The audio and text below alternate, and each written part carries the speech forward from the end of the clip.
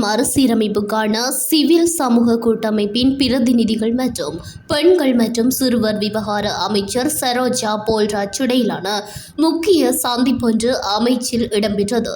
இந்த சந்திப்பின் போது மலையக சமூகங்களில் பெண்கள் மற்றும் சிறுவர்கள் எதிர்கொள்ளும் பல்வேறு பிரச்சினைகள் குறித்து விரிவாக கலந்துரையாடப்பட்டது. குறிப்பாக தித்வா சூறாவளிக்கு பின்னர் அவர்கள் எதிர்நோக்கும் சமூக பொருளாதார மற்றும் நிர்வாக சவால்கள் குறித்து கவனம் செலுத்தப்பட்டது.